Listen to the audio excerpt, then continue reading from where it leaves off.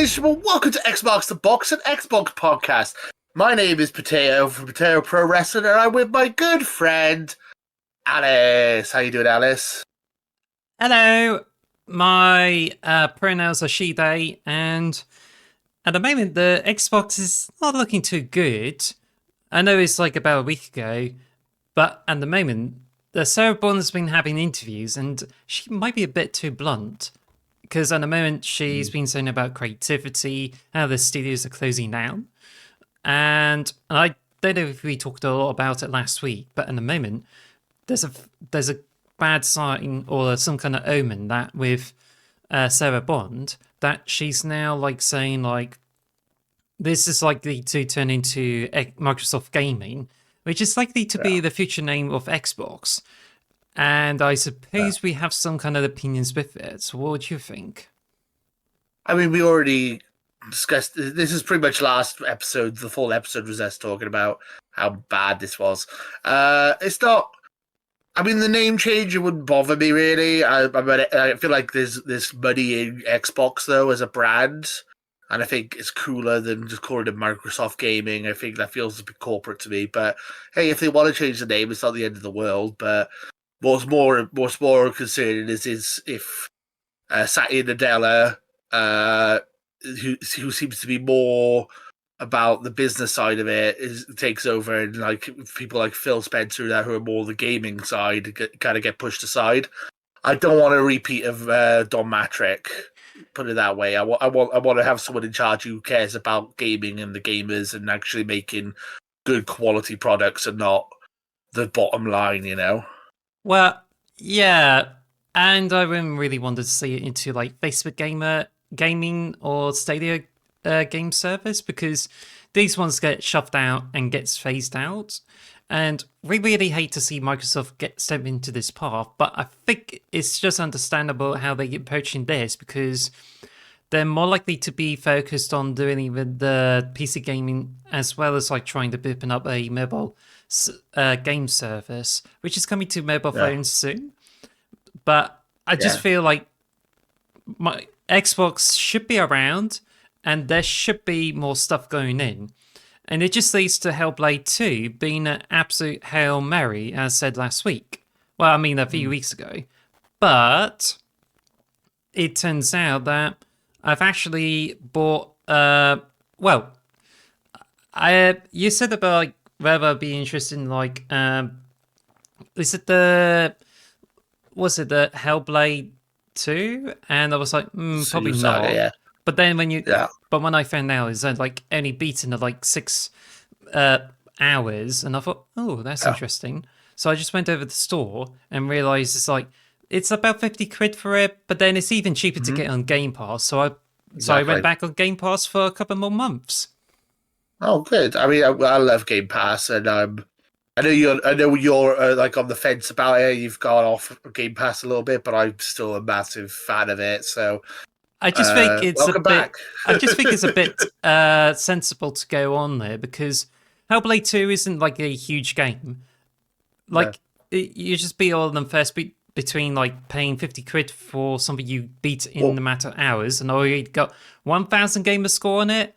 But if you get it on like Game Pass, you also have access to the original Hellblade, and that's what I'm doing at the moment.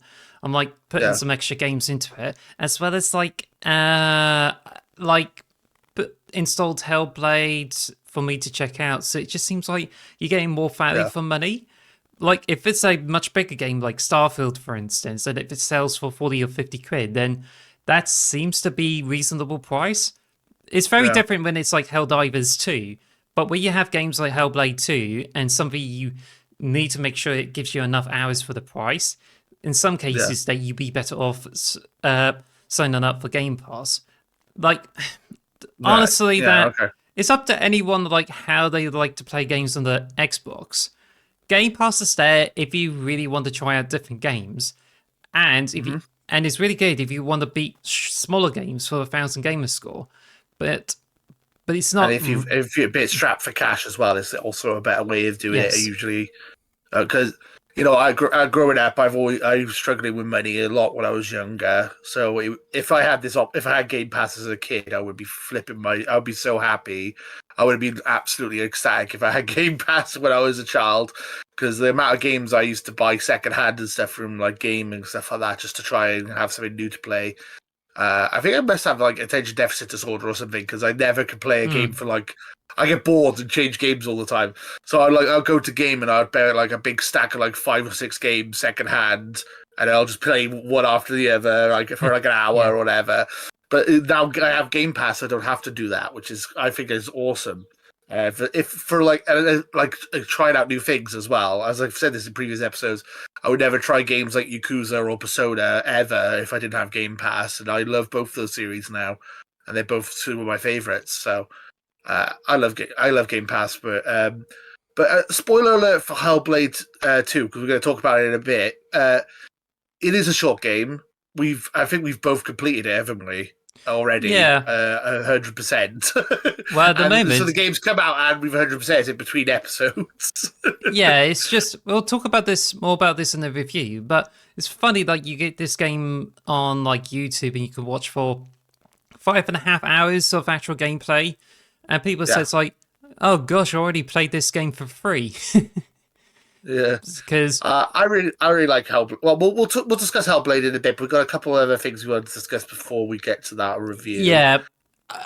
Back to cut topic is that I did thought this was going to be a difficult year, and it just seems like you have studio closures and even some branding stuff going on. But right now, it just seems as if you got some interesting stuff. Like you said, there's like 10 exclusives, which is coming up with the Yeah. Xbox Showcase.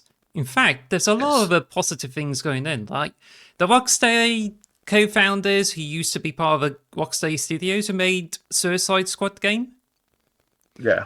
They are working on a single-player Xbox game with their new Oh, okay. studio, so that's Didn't cool. hear that.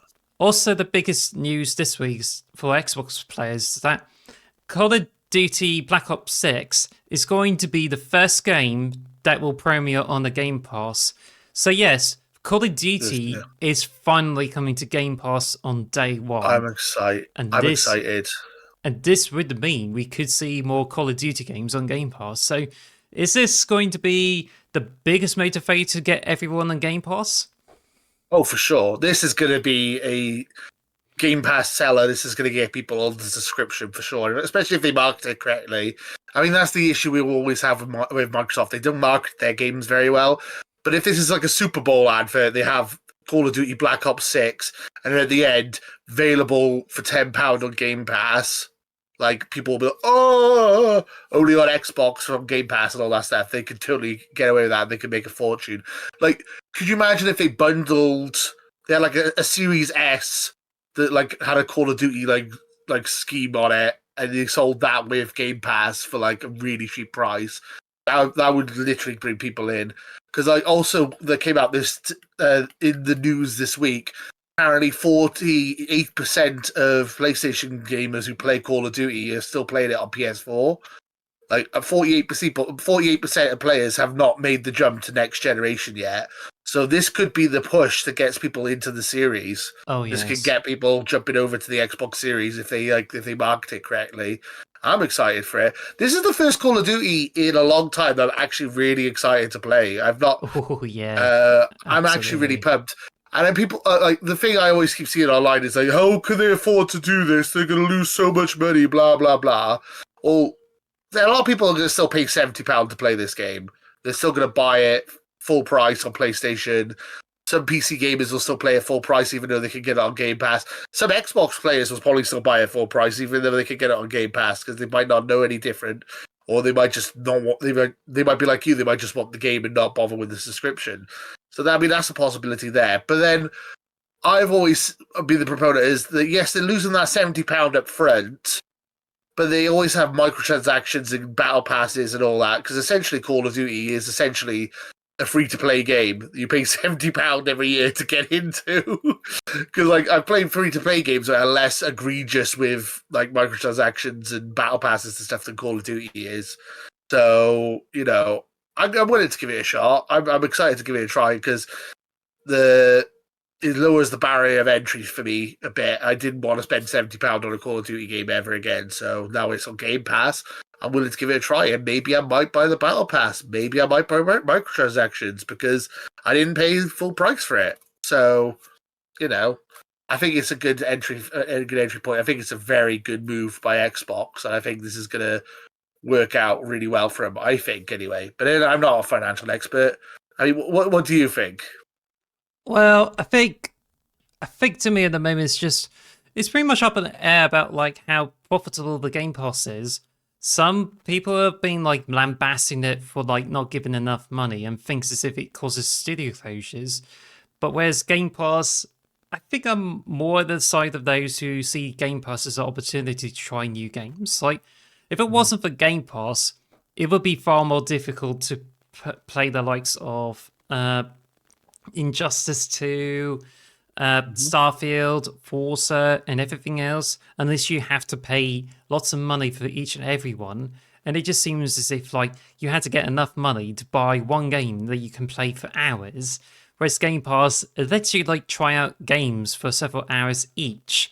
And I think really it's just, I just feel it should be more beneficial than just like saying, oh, this one like ruins things.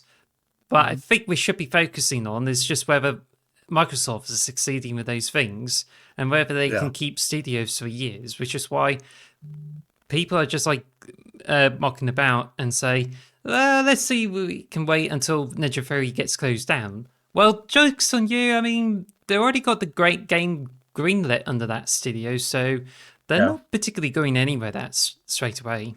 Well, the thing with Game Pass, the thing that always baffles me. They go, "Oh, you're not supporting the developers. You're taking money away from them." Blah blah blah. There's always been rental games, like Blockbusters was a thing. People bought games secondhand. Like the secondhand business is killing the game industry. That was a thing for years. And Blockbusters killing the industry. That was a thing for years as well. And now this is the new thing. It's essentially the same as like a rental. And then also people like we all have Netflix. We all have Spotify. It's the same thing. It's just with games. So I don't understand why, because it's a video game thing, it's going to kill the industry. Just because subscription services are a thing in our lives, and renting games has been a thing since I was a child. So I don't understand. This is like nothing like wholly new.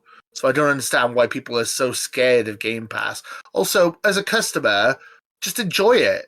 You haven't got stock in Microsoft. What difference does it make to you if they're not making money off it? You as a customer are saving money, so enjoy it. Enjoy saving the money and getting games at a lower price. I don't understand why people are so concerned Well, about let's Xbox's bottom line. Can we just move on? Which could be like the apples of this Game Pass. We currently going through a brand new game that we've been waiting for a few months after the developer direct, and that is Hellblade 2, Senua Saga.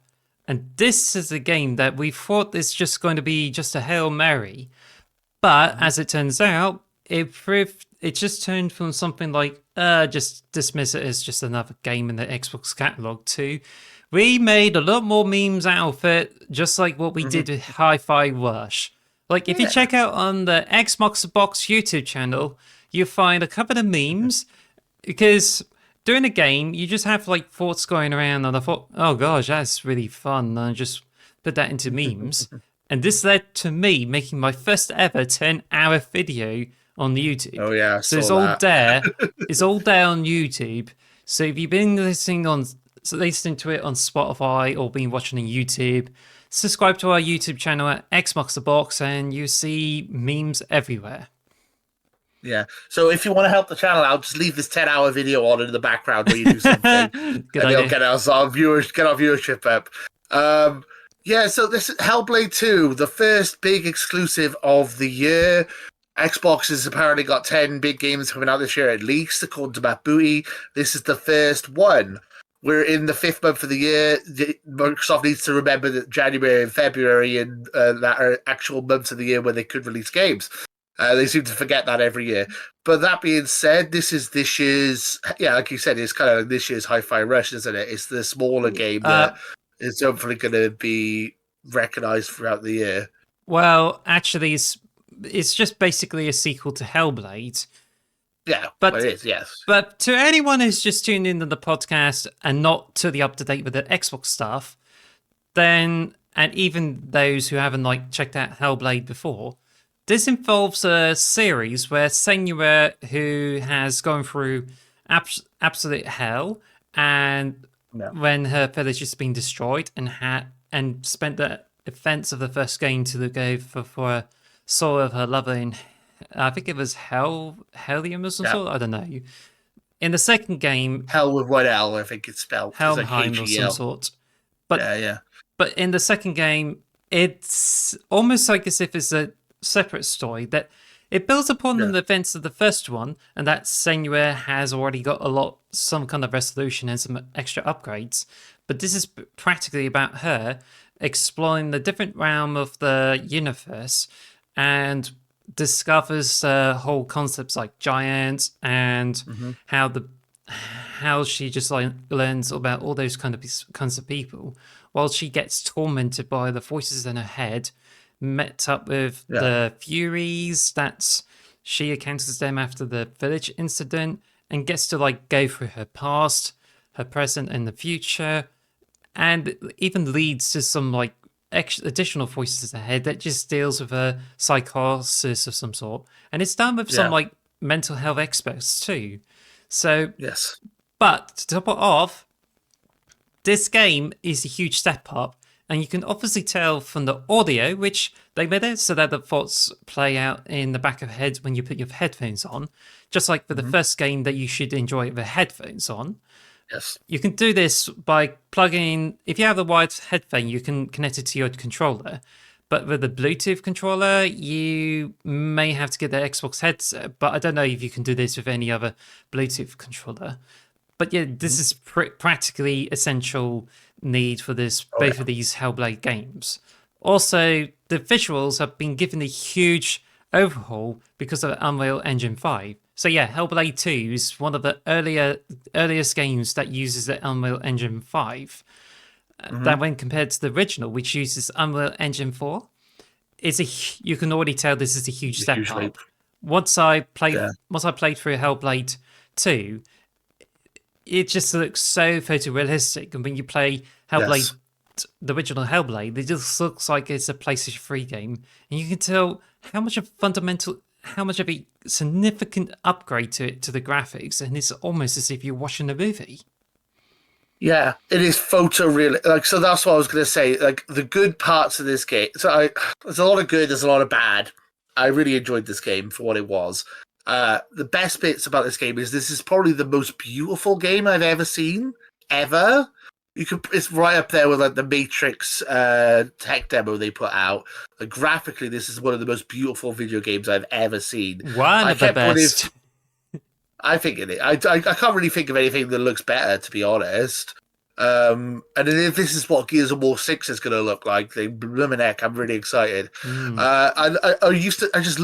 During this game, I lost track how many times I just pushed the D-pad up, which goes into photo mode, and just turn the camera around and have a look around the map and like how detailed it is. Like, there'll be stuff that you would never normally see in gameplay, like bottom of the cliffs and stuff. They're still photorealistic and they're just there, even though you're not actually ever going to see them as the player. The graphical fidelity in this game is absolutely stunning. It is the most beautiful game I've ever seen in my entire life. I can't think of anything that looks better than this. But I'm not a graphics whore, which is the thing. So it doesn't. I don't know if I'm really that like. It's cool, but I'll get more into detail about the other stuff. The other great thing about this game is what you were saying earlier: audio. This has got the greatest, some of the best audio ever heard in a video game ever. It's very well done. The psychosis, as you said, it's all about. It's been. I think it was done with Oxford University, or was Really? it Cambridge? I think so. Yeah, I think it's Cambridge, though. I'm not sure. Cambridge. Sorry, yeah, Cambridge. I got it wrong. I got my posh universities mixed up. And they talk to like proper people who like study these things, these mental disorders, and they've managed to make like a realistic simulation of how it would feel. As I was saying to the PS Trust guys, I mentioned this because I was talking to them in a chat about it. They love VR. Could you imagine having a VR experience with this kind of audio and that kind of graphical fidelity? How insane would that be? That would be absolutely mad. I'm not a huge fan of VR, but I'm just saying how much of an crazy experience that would be. I do Those have are the some. I do have some Go on. points towards this. That with audio, I think this is a kind of special spatial audio that I used to get this thing that it's just by Turtle Beach, and this is a sound processor that when you connect it all to a special headphones, it gives you 5.1 surround sound through the stereo headphones. And Yeah. and this technology is already being done as Adobe Atmos and I think it's the DTS X or some sort. Microsoft Yeah. Xbox has already got those in, and you can pay for half those, but just the Windows default Sonar headphones is just enough to play this. And Hellblade 2, I mean, I think it's more to do with the sound design than the technology that just makes it very immersive. That when I played it for a few hours, it's just like as if you've been sucked in and have yourself clawed into the Senua's Oh, I mind. agree. And it's just this equivalent of not just watching a movie, but literally reading the book. Because when you read the book, you visualize all the internal thoughts and have all those things happening in the head. And it just seems like as if it's already been read out to you and give you what you expect to see in your head. And I think it's just like gives you a very, very impressive experience. But as for the graphics itself, I think I've seen many things that are competes with it, and that includes Horizon 2 on like PlayStation 5, and there's some like few other games too. But I think the truth of the matter is that Hellblade 2, I mean, if it's not the most beautiful game ever, then at least it gives you a taste of things of what to come, because people have already done spectacular things at Unreal Engine 4. Unreal Engine 5 is not only bigger, but it's also substantially better and deals with the post-processing effects excellently, which means you could see more games of Hellblade 2 in terms of graphics. And but I think it's just something that if Ninja Theory, I mean, don't kill them, Microsoft, but if the Ninja Theory continues with the Unreal Engine 5, they could get even better and better, and hopefully we could see more things like Hellblade 3. But the question is this game good enough for them to succeed? Yeah, so this is where I was going to get into it. So, as I've just said, the graphics and the audio were fantastic.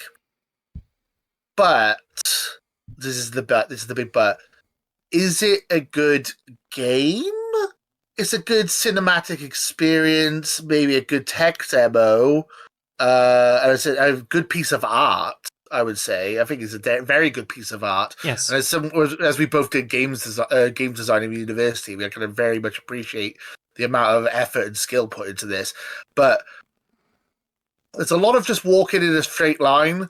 There's a lot of just sitting there watching cutscenes, and the puzzles are not that fun. I'm not a huge fan of the puzzle mechanics in here. I did enjoy the combat. I thought the combat was great when it come to it, but it is pretty basic. So the game side of the game was a bit lacking, I thought, honestly. I do have a bit more meat on the bones with that.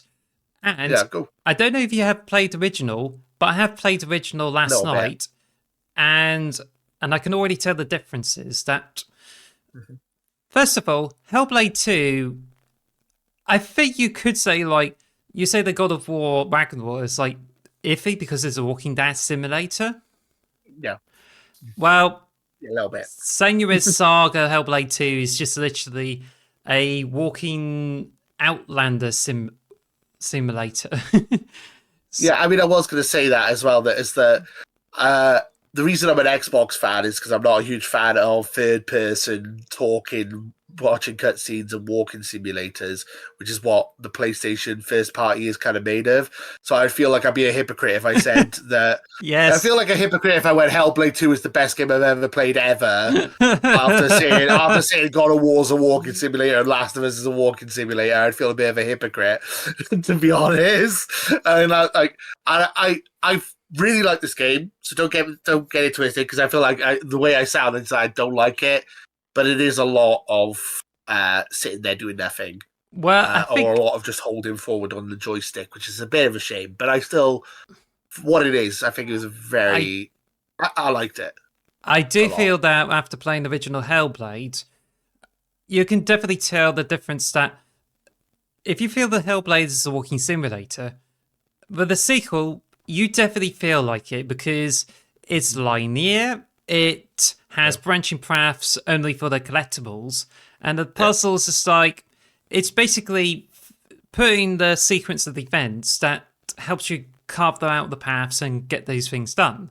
Whereas the original is a bit more confusing because it does allow for more exploration, that instead of a linear path, you just have to walk all the way around and try to solve puzzles. Like in the so far in the original, like you have portals that if you go through it, it's like the portal technology in Prey, that if you walk in front of it and you see through it, you can reveal paths. And I think this is really cool. And you just explore and try to find ways to solve puzzles. Whereas the Hellblade 2 is like you focus on like symbols and bubbles and make things appear. And it's just more like trying to sequence things out in order to unlock things for the door. And that's where it just gets really different. Especially the Hellblade, the original Hellblade is like allows for more exploration, but there's some linear stuff going around. Whereas the Hellblade 2 is actually more clever with their stuff, with the new things to technology. Like you do have lore stones that you can find out, and so far it just seems like it's much harder to find them in the sequel. Whereas you get additional collectibles that you have to pay attention to the environment and see if you can find faces. That if you were to focus on them, it reveals paths. And this is literally what tripped me up doing the blind test. And I noticed I only found 1 or 2 faces because I didn't realize what they're supposed to look like. And I just realized, oh, I have to like find faces around the environment and focus on them to find those extra bits of lore. And it's like, oh, cool.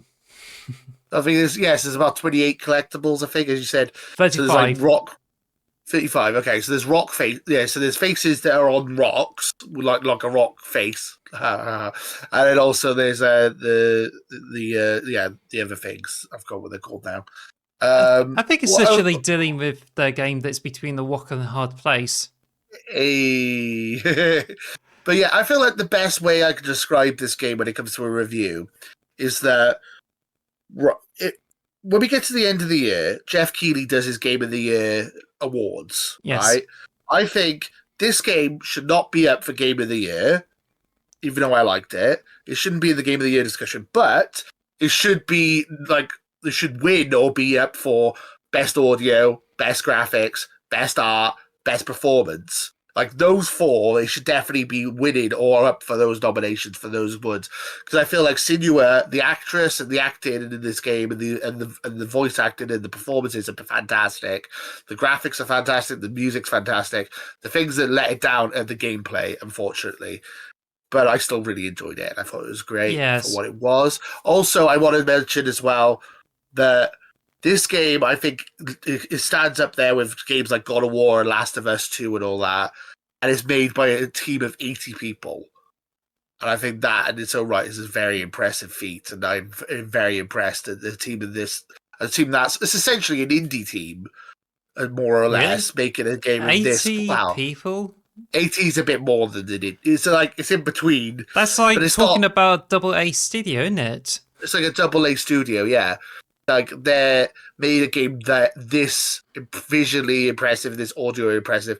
Said I like the combat. People argue about the combat. Puzzles are a bit lacking, but honestly, I feel like this is a very good game, especially for a team of that size. Well, and it's impressive. Oh yeah. But also, I think this is a game. I also think if I was showing someone like my mum like an Xbox. It's like, oh, this is what gaming is like. This is the type of game I would put them down in front of. This is a good showcase game. This is a good like the way to show off how powerful the Xbox is and what gaming can be to maybe an outsider or someone who's a bit more casual as well. She will And think that is it's a also movie. positive. Yeah, in lots of times I'm like, surely this is real footage, and I'll push the camera button and change it to photo mode, and I'm like, oh no, that's a 3D model. Like, Well, wow. well, that reminds me of the Uncharted 2 ad. You're like, oh, this is like the real thing or some sort, and then his girlfriend comes in with the popcorn, and she thinks it's a movie. Yeah, oh yes, I remember that. And then he plays Crash Bandicoot. Yeah. But Uncharted. as you were talking about combat, and I forgot to mention this, that's differences that where Hellblade 2 improves in those things and what suffers in those things is that with the original Hellblades, like you have to go around and try to attack the enemies. That it does have an auto lock on, and quite often you have multiple enemies, and you really have to position yourself to kill them. But it's not very easy to do, and quite often you have to juggle between the enemies. And I don't really think this is fun, which is what made me miss about the combat in Hellblade 2, because it focuses on just one individual, but it's also like a bit more on Wales because you're only like dealing the battle between two of you, and once you do it, you just have to go through each and every enemy until you did that. Also, it's much easier to gain enough experience to activate the mirror mode, which slows down time when you kill people. I mean, it's been both games, but it's much easier to use it. Also, it comes with the flexible difficulty that's on both games, but even the automatic difficulty on, you wouldn't have that much of a challenge with the combat. Yeah. And I think that most of the combat is just trying to get through all these dark environments, because there's some parts of it that are like really dark. Also, I really did dread the cave level where you have to follow the light and make sure you just navigate through it unless you get killed by one of those cave dwellers. And sometimes it just makes you really sweaty. Whereas in the original game, it's like you spend more of a time trying to get your head around the environments. And the combat does make you sweaty because you have to position yourself and kill them.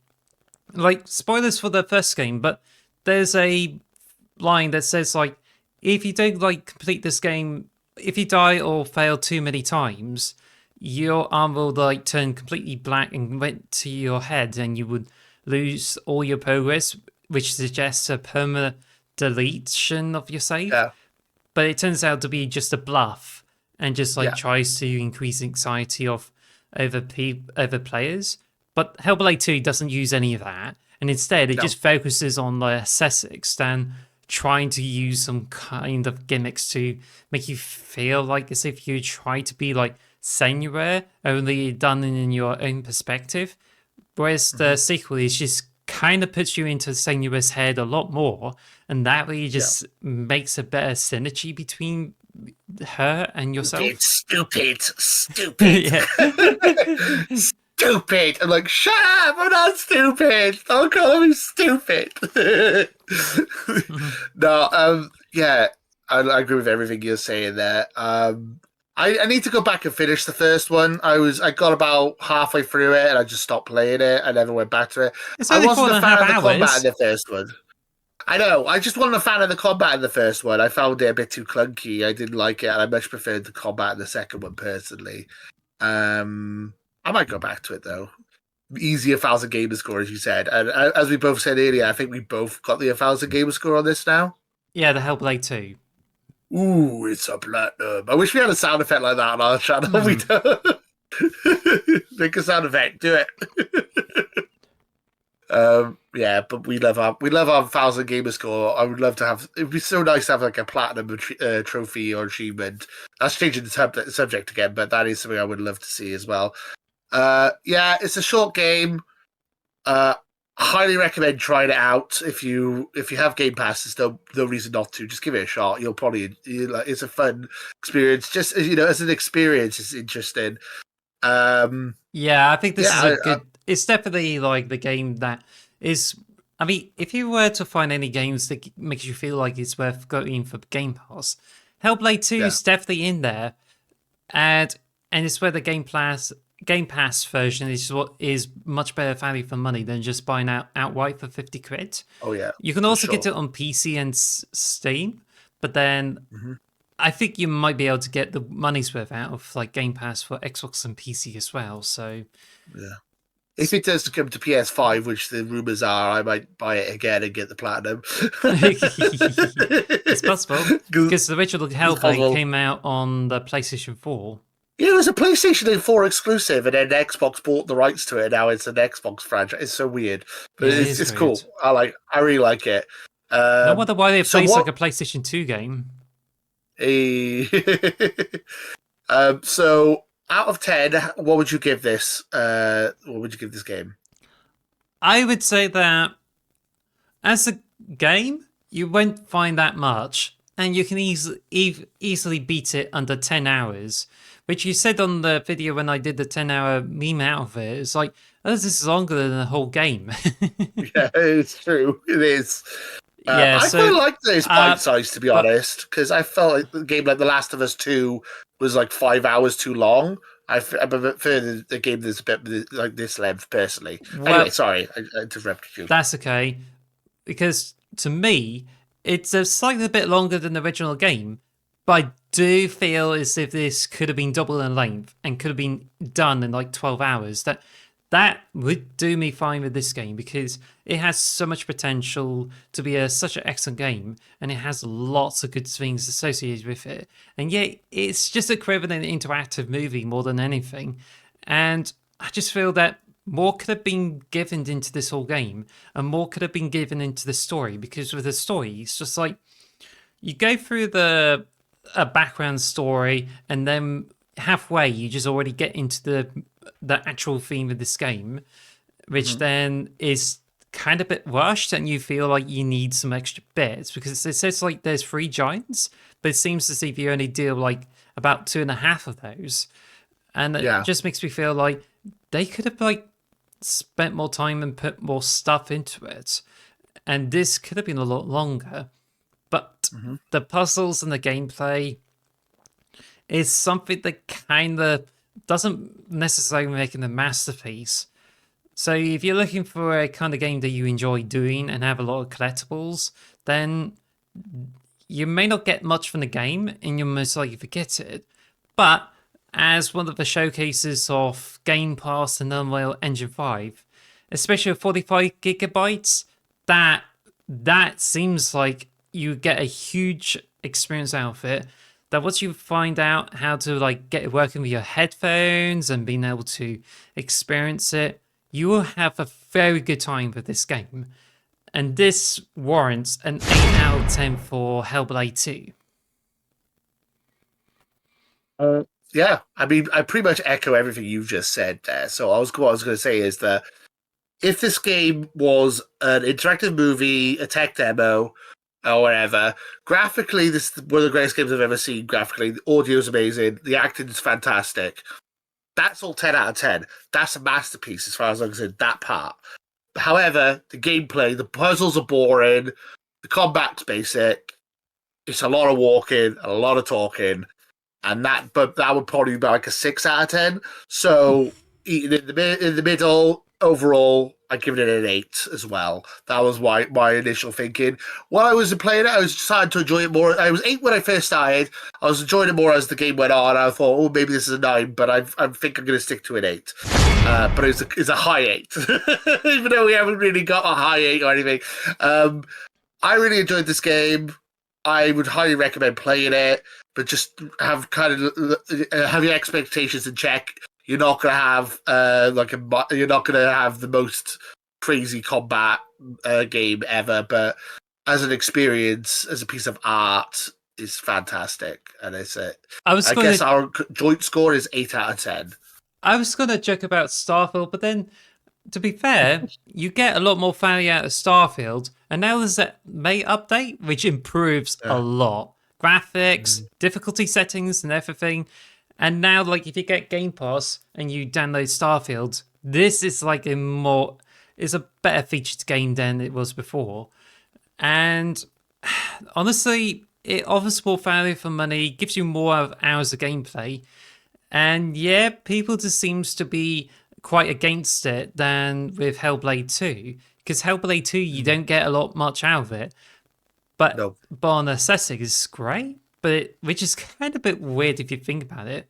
But if the Starfield wasn't made in the creation kit, like they still haven't given out mod support as far as I know. But if it were to be made in Unreal Engine 5 instead and uses all the technologies to make it just as good as like Hellblade 2 with fewer bugs because of that engine, then you would definitely have a huge winner. And yes, it would have like went for like 10 out of 10 because Hellblade 2 is already looking impressive and sounds supremely fantastic thanks to this engine. And it's just something that you just want more out of it. So I think 8 out of 10 is what justifies for this game. I think if you look at this game and this is how the Gears of War 6 is going to look like, or some future games on Unreal Engine 5, we're going to be in for a treat. Because I think this is, as I said, it is a beautiful game. Just a shame about the game part of the game. Yeah. It's shame it's got a bit old PlayStation-y. Ooh. No, but so that is our joint score of 8 out of 10. Let us know in the comments below what you guys think will be your score out of 10 on Hellblade 2. Also, would you like to hear a spoiler cast, or is that something meh? Don't worry too quite much. I think I would rather let people check out Hellblade 2 and give loads of time, really. Because I think that there's a lot of ideas, but I think it's best to focus on what we got. And speaking of which, sure. Halo Infinite, do you believe is really sunsetting? Possibly. As you said, we got a new Tenroy 4 coming, and I just checked out Zombies. Or is it called Zombies in this? It's Nazi zombies from Black Ops 1.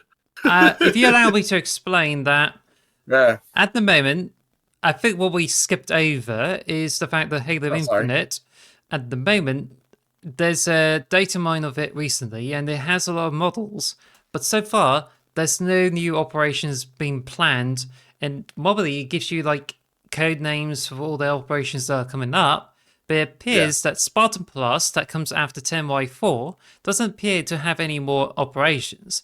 So it just gives me a question like, are we expecting more operations after it or not? And have they planned for more of it? Or is this something that that 343 is more likely to unveil a new Halo game through Xbox Showcase? Either way, it seems to be treated rather dirty because the Banish Honor, I think this is cool, gives you a lot of cool armor, but so far it's just like you only get 2 new bundles, one of which is a combination of 2 that could have been separated, and there's another bundle 2, and I feel this is like really disappointing, and they stopped doing daily and weekly awards, so it just seems like they're really sunsetting on this game rather horribly, and it just seems to be anti-consumer. But on the positive thing, like at the moment, I'm still playing the game, still enjoying it, and there's still more fun to be had because I put on a podcast to do Firefight to get more experience, and I think this is like best way to play Halo Infinite. But I've been paying more attention to it, and I just think this is amazing. Like, there's Big Team Battle Heavies, which happened like a few weeks ago, and this game is just really good. Could have been more power weapons, but you still have access to a lot of things like gun gooses and tanks, and people love the heck out of it. And you can now play as a playlist thing this week. Also, the Zombies game mode, as you're saying, the actual name for this Call of Duty Zombies mode style type of thing is called Survive the Undead, which is literally like you have stations where you earn points by killing the banished masquerading as zombies, and you get lots of points. You can gain upgrades like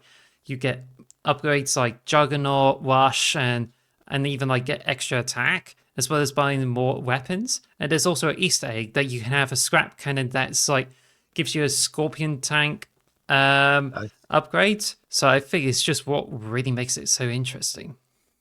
Yeah, so I mean, I'm not a massive Call of Duty fan, but this is the zombie mode that I remember from Black Ops. Was it World at War? I think it was the first original Black Ops, the first original, sorry, Nazi zombie mode. Where you're stuck in a house. This is literally a remake of that, almost like 1-to-1. Like the house looks exactly the same as I remember it, but it's all in Halo, which is hilarious. You got like Yes. Spartans and you got like elites coming in and stuff. It's fun. You get to play Nazi zombies in the Halo game, which is like Nazi zombies was always my favorite thing in Black Ops in Call of Duty. So that's really exciting, and I think that's really fun. And because Microsoft owns the right to it, they're not going to get sued or anything, so I'm cool with that. Exactly. As for the sun setting, it's interesting. So the latest battle pass we had, a lot of stuff you unlocked were just Spartan points, Yes. which you could use to buy random stuff. I feel like that might be where they might just have monthly new battle passes with where you unlock Spartan points. I feel like that might be it for the going forward. Like I feel like that's their way of like negating having to make a load of new armors every couple of months just to keep drip feeding the player Yeah. base. That might be their way of doing it, which is unfortunate, but I get it. They can't keep making armors non-stop forever, but It just seems to be yes, place shame. them into a much worse position compared to Paladins because I've been playing a lot of it and got a lot of microtransactions with it, but they just only got as far from like passes that gives you like different skins for different characters. And sometimes they reintroduce the character or the map like every so often, but they usually do battle passes that only deal with cosmetics and that's it. And it just cuts down on the amount of cosmetics they give out, even though it's the same kind of game. Whereas for Halo Yeah. Infinite, 343 keeps adding more modes and they taking a full advantage of the Forge mode, and I think that's a really good thing. But the battle passes are like disappointing because, well, they call it Operation Style. They're basically free and give you lots of Spartan points and one piece of one armor kit. The only thing you can pay for is just paying for the coating and keeping the battle pass. The operation permanent. But I feel this is starting to get really stale, especially the challenges used to be experimenting with different weapons, but now it's just like earn points or complete games every week, and you get those extra Spartan points. And make sure you log in and complete the game on it just to get extra Spartan points. And I feel this is what the game has pretty much defaulted to, and this is really disappointing. Well, I feel like a lot of people during like Halo Infinite's heyday, when it was like really popular, they were complaining a lot about those type of challenges. A lot of people didn't like, "Oh, use this type of gun, kind of challenges." That used to annoy people. So I feel like that's actually them listening to consumer feedback, even if even if we disagree with it. Unfortunately, Halo Infinite is still my go-to multiplayer shooter game, and it still will be until the next Halo game comes out. Probably, I'm not likely to drop it for anything else. I'll probably play Call of Duty this year because it's now an Xbox game and it's coming to Game Pass. But I'm gonna keep playing Halo until I'm the only one left. I've only just hit gold, and I hit gold tier last night when I was playing it. I told you about. I was quite proud of myself for that as well. I hope that. I mean, that has always been the issue with Halo Infinite is the lack of content, and now we're finally getting content, and now it feels like they're sunsetting it, which is a shame. It feels like we finally got to the good point, and now we're on the peak, and now we're back on the decline again, which is unfortunate. In fact, Maybe we'll get... I think the whole of Halo Infinite, that even though they focused on more on content, focused on like more gameplay content than like cosmetics, it's already like sunsetting when it was getting better. And I think this just makes the whole thing disappointing. And I was thinking recently that they have missed a lot of opportunities. Like, you know that Overwatch 2 has crossover content? Well, apparently they completely missed out a lot of things for a game, for a battle pass that gives you content based on Fallout and Gears of War stuff. Yeah, I don't know why they didn't do that. Exactly. They have the Microsoft IP base is so large. They could have had so many interesting skins and armors. Yeah, I think that might be a thing for Halo 7. like the next Halo game might be one where they have a lot more like crossover stuff, and it becomes Fortnite. Yeah. More dances. Well, actually, instead of dances, you take this thing from Halos 4 and 5 and even Reach, and you have customer assassinations where you do different Oh yeah, animations based on how you can do the backspack on the person. Like if you yeah, sweep up them, hold on the melee button, and you do the assassination. They probably do this with Halo Infinite, but they completely scrapped it. Whereas yeah. in They Halo did say 5, you they're gonna can bring unlock that. different assassination animations. It's just so ironic. Yeah, yeah. During the beta and all that for Halo Infinite, they were like, "Yeah, we're gonna add that eventually." Nope. We're like we're like 3, 4 years later, and it still hasn't been added in. Yeah, you're right. We want custom assassinations back. Bring it back, Halo. I still love Halo. I still love Halo Infinite, but I am gutted that this seems like this might be the end as we know it.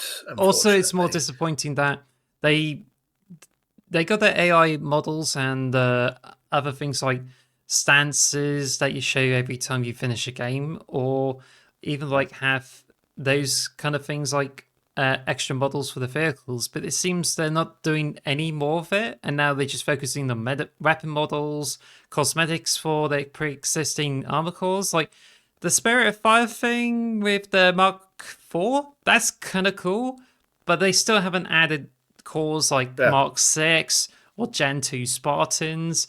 And they go as far as doing a Oh. Master Chief armor kit for when you reach hero rank. But then why go for that if you could just buy the for 2200 credits you get the OG Master Chief complete with all the coatings.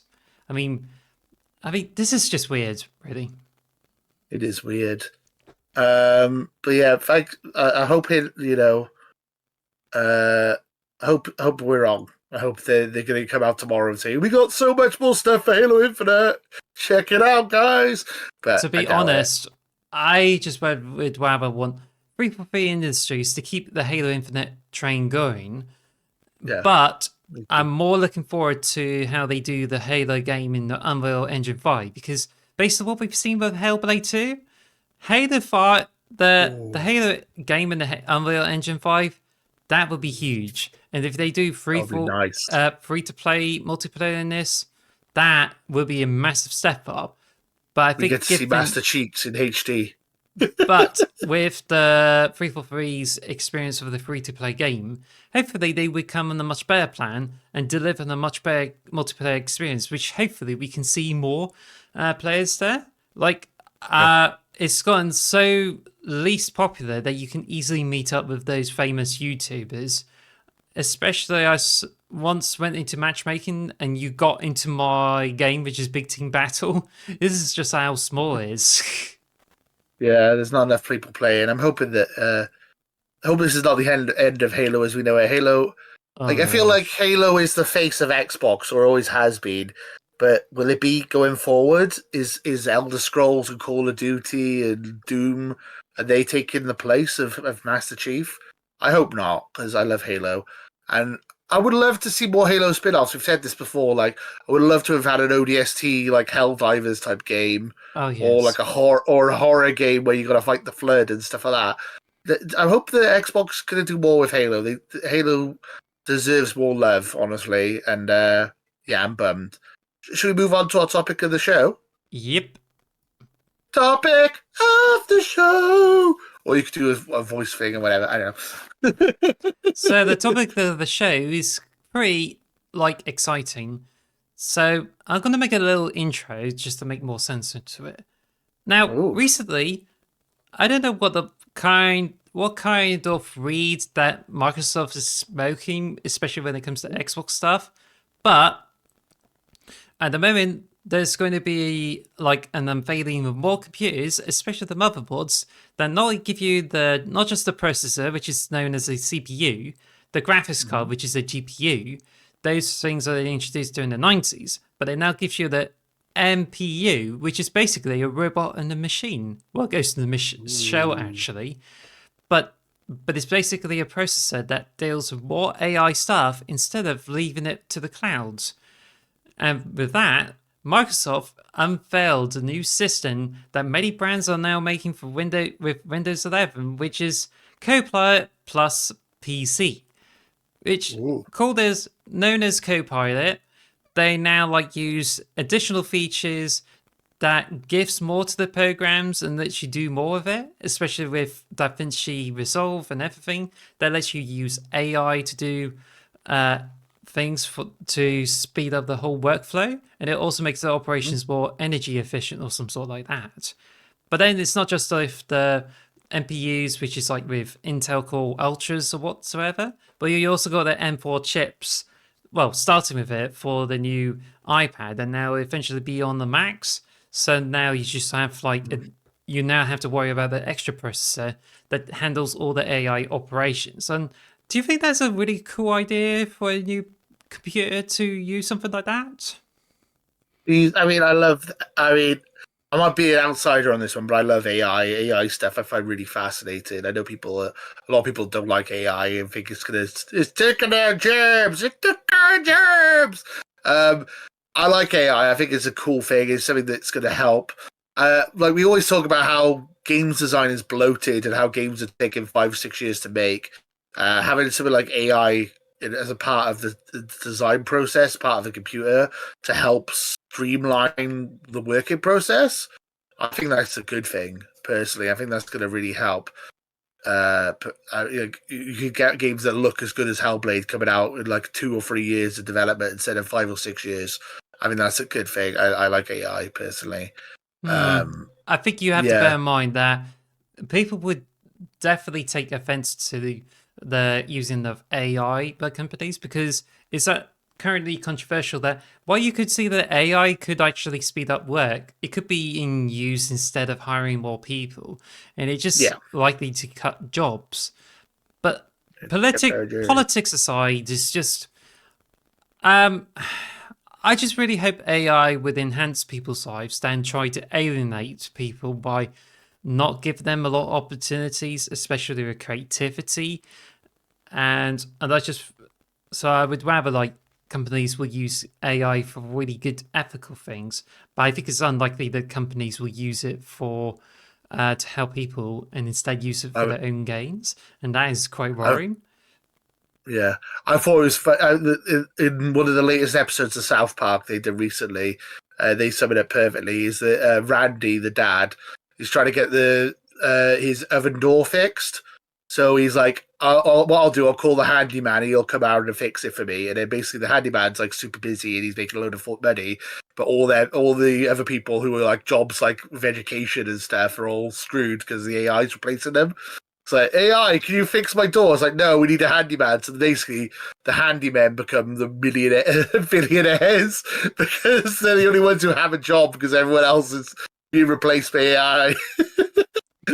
Geologists and therapists and all that are all being replaced by AI, whereas people who actually do physical labor are actually becoming the main workforce, which is a funny take on it from South Park. So yeah, I thought that was a funny take on it by the AI as well.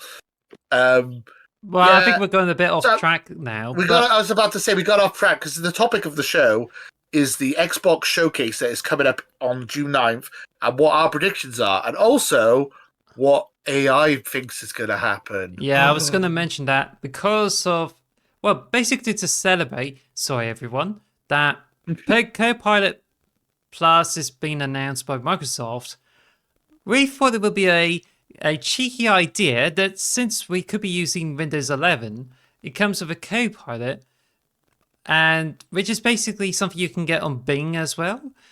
And we're going to use this feature to ask the AI companion on what is their predictions for the Xbox showcase coming this July. So we're going to agree on the question that everyone can do. It may not be that accurate because it could change every week or every day.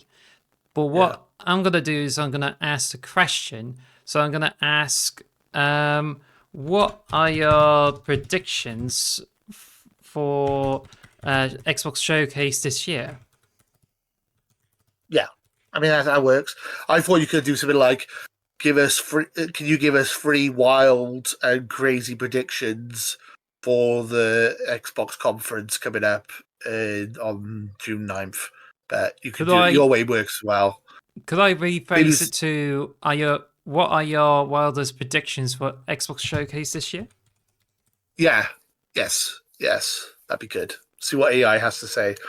I wonder if it's going to be more wild than my predictions. I come up with some wild ones usually. Well, actually, that's an interesting sentence. The first thing they said is, as an Okay. AI, I don't predict events, but I can imagine some exciting possibilities for the Xbox Showcase this year based on past trends and user interests. Here are some imaginative scenarios. Ooh, yeah. Okay. I'm excited. Actually, it's What's just AI like, got to say? I think might be a bit well, a bit generic because it says like new game announcements, Xbox Game Pass editions, and what they add to the Xbox Game Pass library, backwards compatibility. Yeah, it's just basically going through what they already Okay. mentioned there. So I'm gonna Right. Okay. ask the showcase on what are your prediction? What? What Sorry, What free games do you think Xbox might announce at this conference on June 9th? I'm gonna ask 5 games. So I'm gonna put what? Ooh, 5. Uh, which 5 games do you predict for this year's Xbox showcase? Hang on a minute. Look what AI has to say.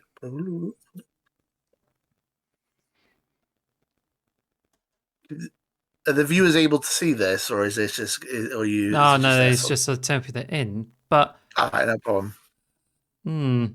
actually, yeah, this is what we got out. They said there Okay. could be Halo Infinite 2. Given the success of Halo Infinite, a sequel or major expansion could be announced.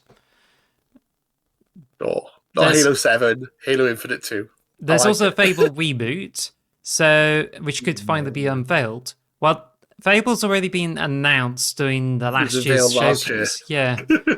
And there's The also stalls. Forza Horizon 5. But Nice. that came out. Did it? Yeah. Yes. Yes. Forza Horizon 6 is what we want, right? Am I Yeah. imagining things? No, it says Forza Horizon 5. All right, Copilot. I don't think he's up to date with the Xbox news. I don't think they're not replacing AI's not replacing us. I guess when it comes to podcasting because they don't know what they're talking about. There's also Elder Scrolls 6. Well, Ooh. yeah, obviously. And there's also a new IP for Obsidian. Obsidian Entertainment, known for games like Outer Worlds and Avowed, could announce a new IP. But then the question is, could it just be something else than Avowed? I mean, they've already got Avowed. Outer Worlds 2 has already been announced. There's rumors that they're making a new Fallout game. I think they're already kind of busy, unless they mean like they might be like a new Pentiment or a new like Grounded, like a smaller game maybe announced by Obsidian. Interesting. It's an interesting little take there by the AI. Now, bear in It's not mind, taking our job anytime soon because we know more about Xbox than this AI does. now, what I did is chose for the conversation style is goes for more precise, and I think it just Ooh. tries to be as objective as it can be. So what I'm going to do is switch the setting to more creative, and I'm going Ooh. to ask Copilot, which games, is it what games or which games? What games do you predict for Xbox Showcase? Oh, hang on a minute. 2024. On July this year. June, but works. So yeah, I just got down. What games do you predict for the Xbox Showcase on July this year? Mm-hmm. And I mean, it's June, but oh, fine. sorry, June. Oh, Damn it. It doesn't matter. It doesn't matter. The AI don't know. So, What AI? What we got? oh, right, this is good. Now, it mentions here there will be Gears of War 6. Yeah. Fans are Probably. anticipating the next installment in the Gears of War series. Thank you, AI. Yeah, it's a good one. It also Jeff Grubb is mentions an AI. Fable, so that's good. Ooh. So it looks like we could get more from there. There's Mm-hmm. also the Valorant, or whatever it is, Ooh, Valorant. and there will be a console port of a popular PC game mentioned as a potential reveal. Ooh, very There's, interesting. I there's, have a question. yes.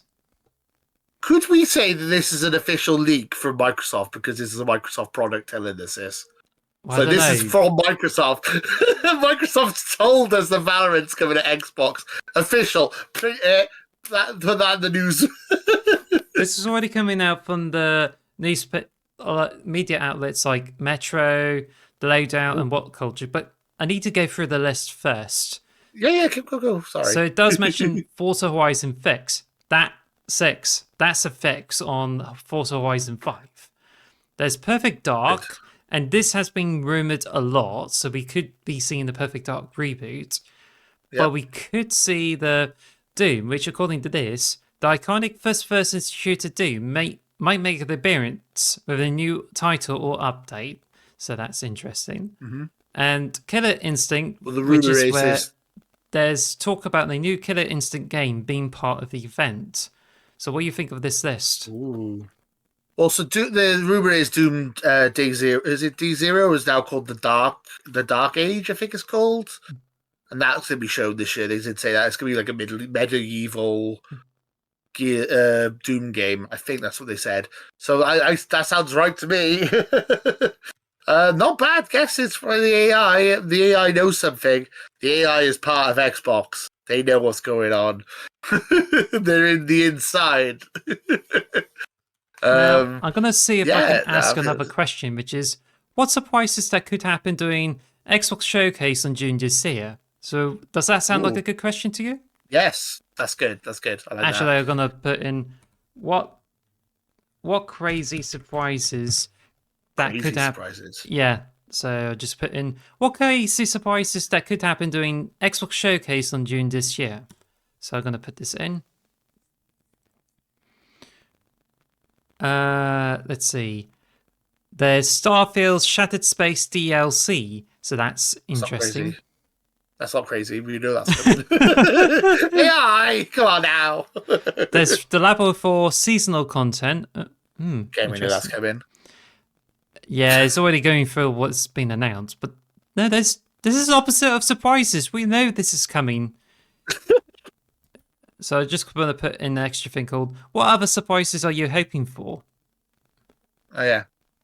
Yeah, I think it just seems like the AI's been like absolute windows.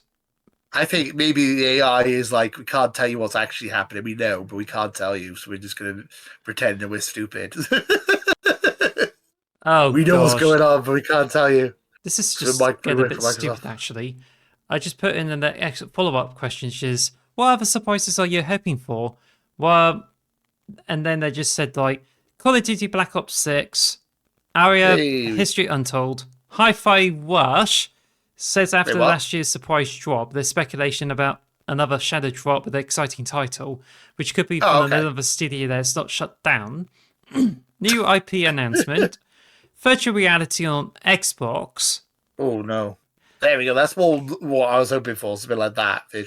Virtual reality. Nah, I don't see it happening. But nice guess there, AI. Go on. So then there's also Xbox Game Pass editions. Yeah. Okay. Which we knew was coming. Maybe we're gonna get the Call of Duty games coming to Game Pass. Maybe. Yeah. Are we going to move on to our predictions, or do you have any more things you want to ask the AI before we move on? I'm going to ask the Copilot to see which game will win the Xbox Showcase this year. Win it. Okay. Interesting. I'm not expecting like huge things, but at the moment I'm not getting a lot of funny answers. It's just like retreading some threads there. AI, why are you not funny? Be funny, AI. You should put Oh, that in the AI. Be funny. it's already like repeating what it just said. So I Never don't mind. know. I think it's a bit. I don't know. I think it's a bit like chalk and cheese. But I'm gonna refresh and see like and ask what would be the weirdest. Hang on a minute. What will be the weirdest games that could come out of Xbox Showcase this Who knows? year? Yeah, so I put down Xbox might what review. would be the weirdest games that could come out of Xbox Showcase this year? Now let's. They might show Call of Duty Black Ops 6. It's like, what do you mean? That's not weird. uh, Power World's big update. ooh, Power World. I like Power World. Yeah, it seems like Power it World might have a 2. title update. There's Neon White. I think I heard Oh, of this okay. game that came out on the It's a Switch. Switch game. I Yeah. think it's coming to Xbox anyway, yeah. Okay, Oh, cool. you're gonna love the rest of these things. There's Okay, it's Everwild, fun. which is from Where? It's been announced a That's few years ago. good call, AI. Yeah, we might see Everwild. Yeah. Also, the what could be a good light at the end of the tunnel for this game, which is Hollow Knight Silksong. So it's like that would be really nice. Oh, that's a deep. That is a good prediction by the AI. Well done, AI. I mean, I don't think we've seen it, but well done. That's You never funny. guess what the I like last that. game could be announced according to Copilot. Oh, go on. Go on. Helldivers 2. Yeah, why not? Why not? PlayStation's playing ball. Fair enough. I think that's a good one to end on. Helldivers 2 coming to Xbox. According to AI Copilot, quote it, says Jeff Grubb, we've got a leak from the AI. AI has told us that the Helldivers 2 is coming to Xbox this year. Yeah. Print it. Right. Now, I'm just trying to give me more, but it gives me more information. But what I'm going to do is I'm going to give me more games through Give me this one more. and see All right, what. Give me I think more this should be weird. the last one. Yes. I think this should be the last one, though, because otherwise we're going to be here all day. Because I enjoy AI, but we should move on to our predictions in a minute. See if we can outdo the piece. If we can outdo the AI. I think I got three decent predictions, which are going to be fun to go through. Yeah, sure. So Oh, wait a minute. Oh my gosh, it's according to this. It's Helldivers 2. The original Helldivers was a chaotic top-down shooter with satirical it military was. humor. Imagine a sequel that cranks up the chaos, adds more witty one-liners, and throws in unexpected twists. It's like Starship Troopers meets Monty Python. Random. You mean the game that's already out that we've been playing all year and is a current game of the year favorite? Oh my gosh, this is more like it. Oh, perfect. Here we go. They're skipping more with game predictions, and now the Copilot's finally behaving more else than like Windows. So that's what we get here. Come on, let's go. Very juicy. Quantum Quokka Racing. What? Okay, this is fun. All right. What's this? Quantum Quota Racing. Yeah, picture this. A high-speed racing game where you don't drive cars or motorcycles. Instead, you race adorable time-traveling quokkas. What quokkas? Through wormholes to dimensions. Customize your broken the quokka AI. with jet engines designs and tiny aviator goggles. I think you've broken the AI. How have you done that? It's gone from Call of Duty's going to be shown, like, yeah, no shit, to this. What? I don't even know what the words are. What the heck? Not motorbikes, not cars, customizable quack. AI, you crazy. You crazy AI, you broke it. You broke the Okay, AI. Well done, Alice. now here's another one. Okay, surreal sock puppet sympathy. What? I've even got musical adventure where you control a sock puppet orchestra. Each puppet plays a different instrument, and the goal is to create harmonious melodies while navigating dreamlike landscapes. Bonus points if you conduct with your actual sock drawer. What? Oh dear. AI, you crazy. Thank you, AI, for actually giving us some crazy ones. Jesus Christ. There's You 5 broke more. the AI. Third one is caffeine crisis. Oh, In a world where okay. coffee beans have gone extinct, you place a desperate barista on the quest to the ultimate cup of joe. Collect rare coffee artifacts, battle decaf monsters, and unlock Lottie Arc superpowers. Remember, the face of humanity rests in that frothy cappuccino. Game of the year. I'm in. Sold. Coffee cry. The coffee beans are extinct. Okay, here's another one. Oh, God, there's Giraffe, another one.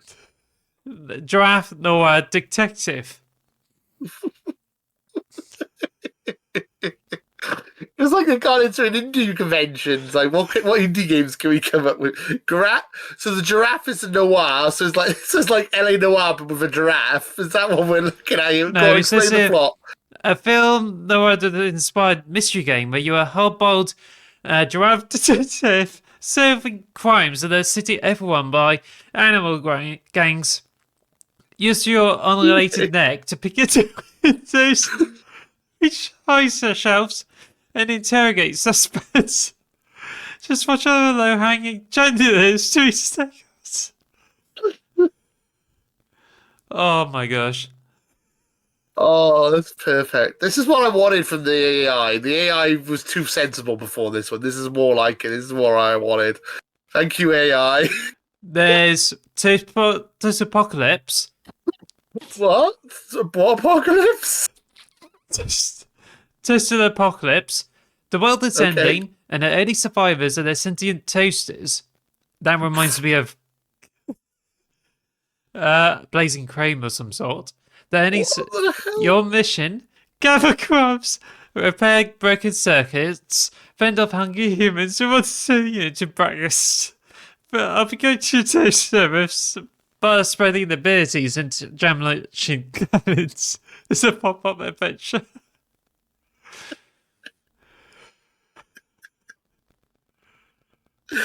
What the hell, AI? What have you done to this AI? You broke it. There's Octo Piata Party, an underwater bored. fiesta where you control the octopus armed with 8 piata-filled tentacles, swim through coral reefs, spike jellyfish piatas, and collect candy loot. To catch, you're also being chased by hungry sharks who mistake you for a giant candy-filled burrito. How many more of these are there? Just one more. Okay. Extensional chest. Forget traditional chest. In this mind-bending version, each page questions its purpose and existence. The pawns debate free will, bishops ponder the meaning of diagonals, and the king grapples with immortality. The ultimate checkmate, accepting the absurdity of Existential chess. Oh, I love all of them. I think the first one's my favourite, though, the racing one. Yes. Was it Quaggle? No, that's it. That's... Quantum Quaggle Racing or whatever. That's my favourite. Yeah. Oh my gosh. Yeah. Why I have to talk about normal predictions now? How am I going to follow that? It's like following the Beatles. I don't follow that. Oh, Yeah. Thank you, AI. We had a lot of fun with AI. Let us know if we should keep using AI. I think the AI was really funny. I really enjoyed that. You should be our third co-host. You and Probably the not, AI. because that will give us a lot of dislikes. So I'm kidding, but that was funny. I enjoyed that. Thanks. That was a really good idea. So that was the AI's predictions. Now we're going to move on to our predictions. Yes. Oh my god, quantum racing. Jesus, So that's the best my thing I've ever predictions heard in for my whole the life. Also, showcase. caffeine crisis. Yes. Okay, focus. We have 3 predictions each. I think I've got 3. I don't know if you got 3. Yeah. And I was going to go from my least crazy to my most crazy. I would Is say that good? I'm going to start with mine. Okay. My first prediction is Microsoft announces Microsoft Gaming instead of Xbox. Oh, okay. Yeah, I mean, I can see that happening. Yeah, I think It'd be a bit they boring. could put this as a bombshell, and that is likely to throw everyone off. But Oh, right. the next prediction is they will unveil the new Halo game in the Unreal Engine 5. So that could Ooh. happen. Not so Yeah. exciting, but also on the show is they could unveil more PlayStation games coming from Microsoft. So Boo, PlayStation, boo. so I imagine that they could release a Halo game for the PlayStation 5, which is whether it's Halo Infinite or Master Chief Collection. I think Master Chief Collection makes more sense, but you don't know. Like, get people into the Halo universe. I don't want that to happen though. I want Halo to stay exclusive personally, but that's just me, I guess. Yeah, that's a bummer. So you did all. That's all 3 of your predictions in one swoop. So Microsoft Gaming, that's a bummer. I hope not. What else is it? Halo. Yes. 7 in Unreal, which will look cool. I think that'll look cool. Is that the Battle Royale game, or is that a brand new, is it just Halo 7? Any Halo game, actually, in Unreal Engine 5. Because if they're just sunsetting Halo Infinite, they got to unveil something else. Otherwise, they're just going to let people down, so... Okay, what was the other one I missed? Sorry, you did say a third one. I can't remember what he was now. More games for PlayStation, and that includes yes. Master Chief Collection, so that's I blocked that out. I blocked that out of my memory. It scarred me too much. I just blocked it out. I hope not. I think that's going to happen, though. I think maybe Hellblade 2 will come to PlayStation at some point. I wouldn't mind it if we have like a year or 2 exclusivity, but I don't know. I feel like Xbox is moving away from being an exclusive platform. It's going to be a bit more open, personally, eventually, which we've already kind of discussed. I like all your predictions. None of them are that crazy. I think a lot of them might actually happen. Should I crack on with my predictions? Yeah, go ahead. Prediction number 1. We are going to get, finally, Banjo 3E. Every year I predict Banjo 3E. This is the year. I say that every year as well. But this year, it's going to be like the Rare logo comes up, and it's going to say association with Toys for Bob, or Double Fine, or both. And then it's going to be the bird and the bear, and then they're going to announce a brand new Banjo-Kazooie platformer, which is more like the traditional Banjo-Kazooie games, and not like the nuts and bolts.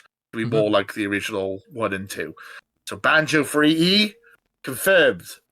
You hear it here first. That's my least crazy one. Something that's better than nuts and bolts? It should be. I hope so. I'm hoping it's more like a classic 3D platformer. Yeah, I think that's also, there's rumors for it. So I think there was also a rumor that it might be made. They might actually be hiring the people who are making Ukulele to make the new Banjo game, which is funny because they're the ones who made the original Banjo games anyway. Last time that's a rumor I heard. That's the last thing I heard is they could be making a sequel to Ukulele, because I know they did a 2D style type of game for that game. Yes, but they could be making Ukulele 2, so it's quite good. The 2D. Yeah. I can't remember what it's called now, like the Secret Layer or something. I can't remember. I don't know. It's fun. It's a fun ukulele game, the 2D one. I played it. It was on Game Pass. I'm not sure if it's still on Game Pass, but it was on Game Pass before. My second prediction: they said they're going to be announcing new hardware at this conference, or at least they said later this year. The new hardware is the Xbox Series P, and it's P for portable. We are going to get a handheld Xbox. This is powerful, maybe slightly less powerful than the Series S, but has a built-in screen, and it's essentially almost like my ROG Ally, and it's just going to be an Xbox handheld. And I'm going to buy one, and I want it. It's more of a wish than hope than an actual prediction. I just wanted a handheld Xbox, because my ROG Ally is good, but not quite there. He's a little bit off. I think the most likely thing is that Asus Ally is likely to be rebranded as a new Xbox thing, or it could be they just announced a new versions of Xbox Series X and S, because these have been like leaked just at the end of last year, Yes. and they're most likely going to announce it, just like how they announced the 1 terabyte Xbox Series S. Hmm. So That's true. this So could it was there happen. was the ones that were in the leak where you got the cylindrical Series X, and then you got a Series S that looks like the Series S, but it's just got a bigger hard drive. So yeah, but I'm hoping that we get a handheld, or at least there's like the hint at a handheld. I would love one. I mean, that might be a next generation thing. That might be the next generation might have a handheld and a main console, but I want one. I like my ROG Ally, but it's not quite there when it comes to when it comes to handheld Xbox. I would love like an Xbox, and it's kind of going off a little bit of topic here, but maybe it might be something they announce.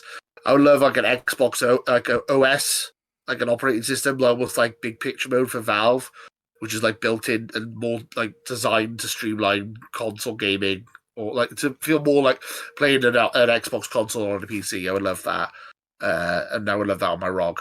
But yeah, Xbox handheld. And my final prediction, this one's the craziest one. Steam is coming to Xbox.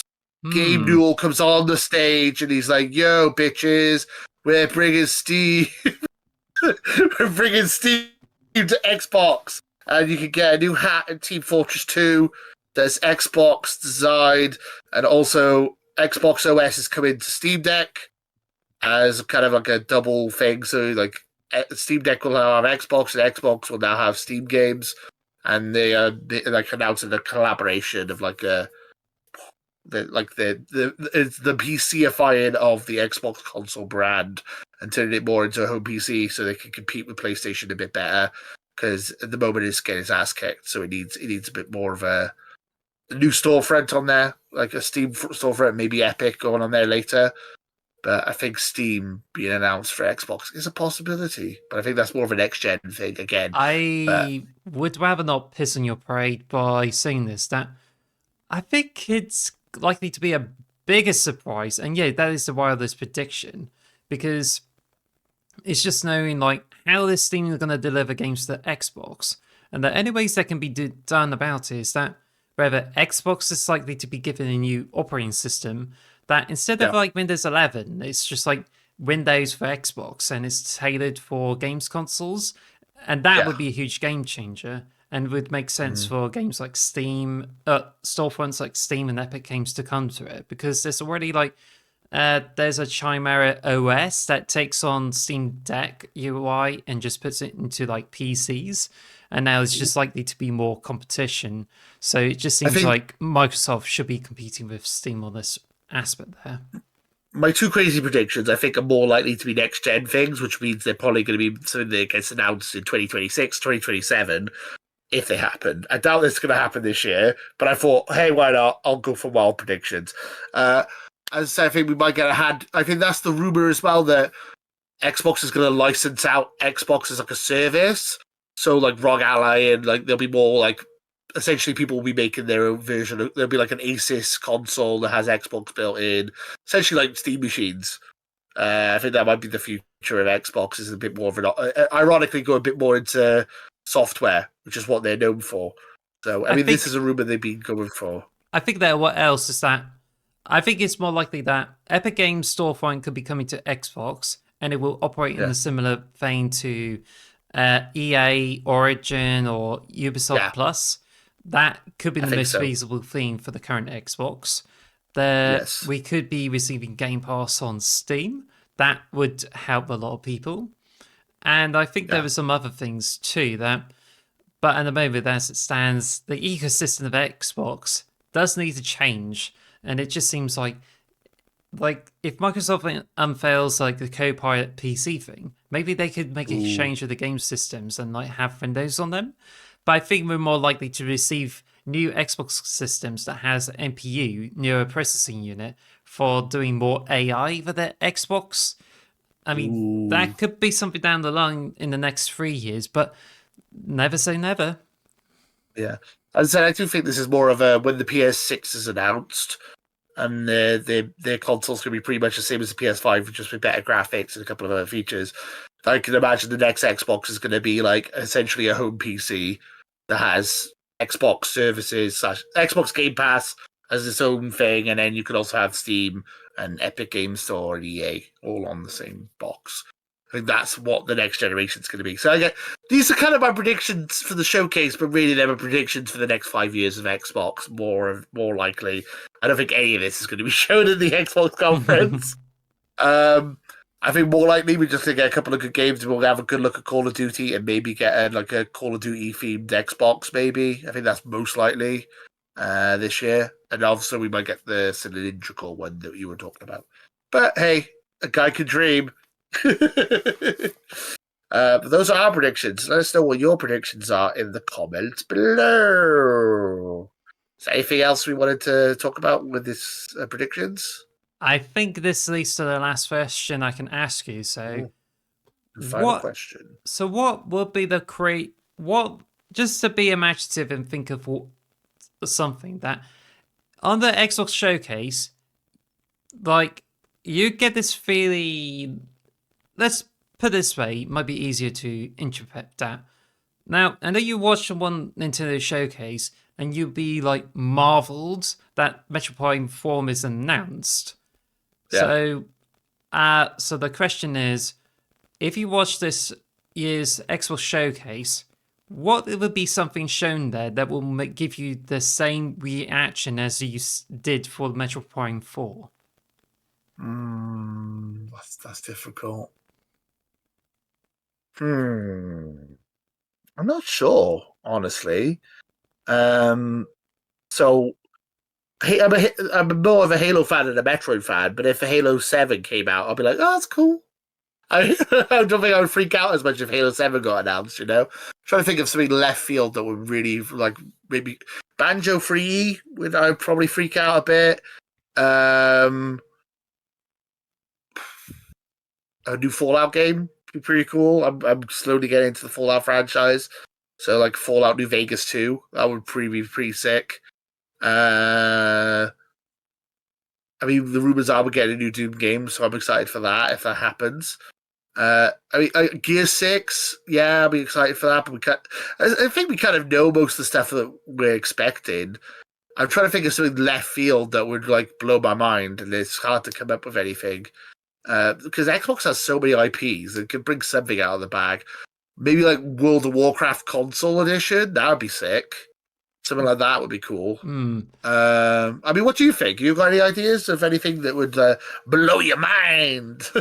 Not so much for games, but if the Microsoft were to announce new hardware that will literally are PC only in console form, that would be fantastic, because I just feel that PC games are more like desk thing.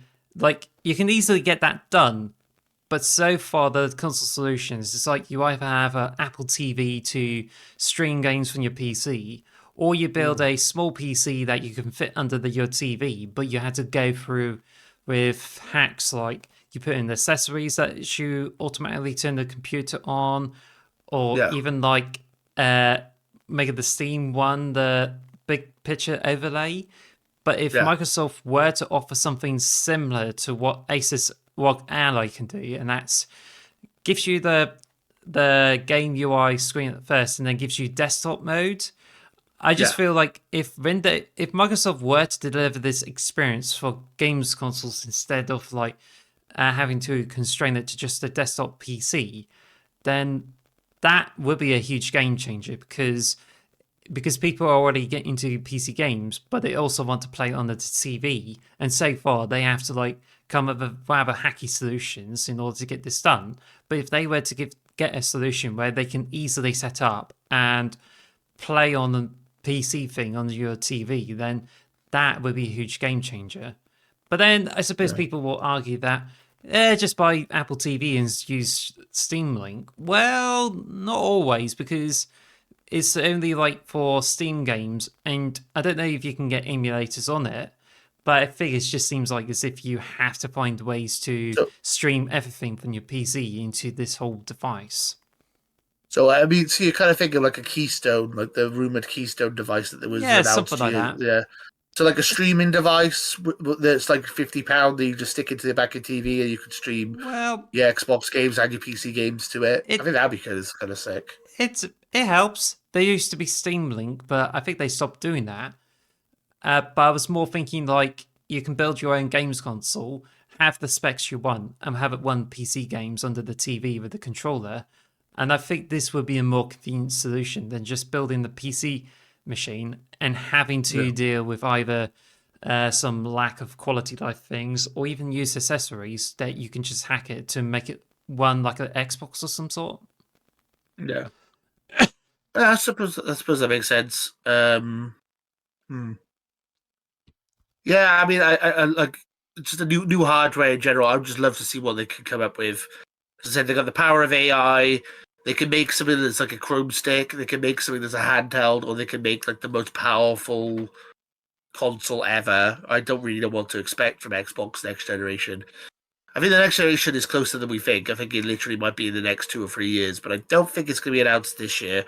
I think this year is going to be the mid-gen refresh era, like kind of like the slim version of the consoles. But what do you guys think? Let us know in the comments below. Is there anything else we wanted to? That's all, and thank you for watching. And I'm sure we have enjoyed the predictions so much. I know it just kind of sucks we are like using AI for this, but I then thought it was fun. AI can be like weird in some ways, and doesn't. But that doesn't always necessarily represent what the games for the podcast thing. And the important thing is you can't have podcasts without the people involved. So it's important to have them Yeah. in. But until then, take care. Thanks for watching. Comment, like, subscribe. And until next time, too sweet. Later, guys. Bye. Thank you for listening to the X Marks the Box podcast. Follow us at X Marks Box on Twitter or X Marks the Box on YouTube. And follow us on all audio podcast services. Thanks for listening.